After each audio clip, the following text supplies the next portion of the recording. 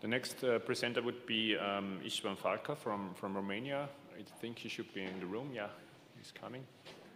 So I'm here to tell you a story, mostly, about fish, rivers, and humans. And it's a more relaxed presentation. It's a story. It's an ongoing story because it's a preliminary study regarding connectivity, of course, on river and fish, and somehow with terrestrial transportation too. Our river here is Gilort River, is somewhere in the southwestern part of Romania, and it has a protected area in Natura 2000, and it has some fishes also in the standard form. So this is how fish came in the story. I had the chance to meet this river in 2016 when I was working also on some connectivity issues. There are some hydro power plants and they needed some fish passes over their wires. And I came in this area to work, and I met the river, which it was very promising. It was a very good-looking river, and we had high hopes to work on such a good scenery. But after a short while, we were very disappointed. Sorry, this goes too fast. Okay. We were waiting for a highly diverse fish community there, but actually it turned out to be something wrong over there because we couldn't meet our expectations. The diversity was much lower than we were expecting, even that we were fishing very intense, lots of locations. So the question was, where are the fishes? Because it looked like just deserted, and we start fishing more and more to find them. But beside that, we started to look for answers elsewhere too, and that's how I met other people interested in this mystery of the Gilort River. And if we found out very important things. That was a catastrophic flood in 2014, just before we came to the location, and we found wires, a lot of obstructions on the river, and the deserted river. It's actually deserted, not just there are no fish, but there was no substrate. It was washed away.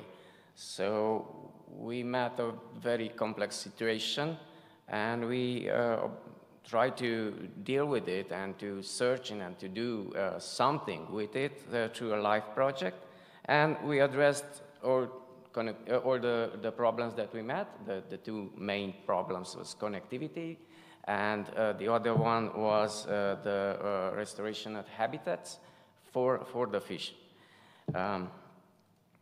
And terrestrial transportation come in the image because we address two wires to equip them with fish passes, which are just below two road bridges, securing the bridge.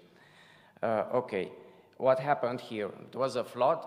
It washed the fish away downstream. It was something huge and very powerful. And then fish is having these obstructions, these barriers. They were not able to come and swim upstream and to colonize the river. And the tributaries of the river were all cut down from the main, the main river because other wires, and the fish could not use this river as refugees in front of the flood. And afterwards, the fishes from the tributaries were unable to come back to the river. So the situation persisted a very long time instead of a short natural process of recovery of the river. So we have this situation that it was obvious that we need these fish passes, but it wasn't just an easy case that you have a lock and a key and it's just put it in and you solve the situations. Because it was much more like a puzzle. We had a lot of species and a lot of pieces of the puzzle. Because besides fish, we had to consider the landscape options and conditions that we have that limited us. So we started from fish, because fish passes is for the fish. So we saw that we have bottom-dwelling species, which are not very good at swimming and jumping, and it's not a trout or something like that. We have gobies and such things. So we considered this aspect, and we filtered our pass choices accordingly. And we go for fish ramps and slopes. And on the other hand, where the condition did not allow us such structures, we go for technical fish ladders, something better than this one in the image, because we saw situations like that also. So we aborted with a technical fish pass. This is how our, one of our wires looked like before, and it was impassable for the fish. And we addressed it with a fish ramp, which was a whole wide, very nice structure. We were very happy, and just before celebrating it, we met another flood and took our fish ramp away. So it was not so happy, but we just started to rebuild it. We hope we learned something from our failure. It looked terribly fine. It was like any rapid on the river, and it was very nice for the fish, but the stability of the structure was the weak point, so that's why we were left without a fish ramp. So in another location, it's more urbanized. It's not Tokyo or something, but you have a lot of buildings and two bridges, a railway, and shore protection structures and so on. It looked like this before. And we had a solution to build a technical pass, but because we don't have fishes which are not champions, swimming champions, this is a non-slope technical pass with artificial substrate on it, so to help the bottom-dwelling fishes to migrate up, if is the case. So instead of conclusions or they lived happily ever after, because the story is not finished, what we learned from this, that until now, that it's obvious, and we met the worst case scenario regarding fish connectivity issue for fish. Because if you have an event like it happened on the Gilort, if you have wires and obstructions, the recovery of the river is very, very slow.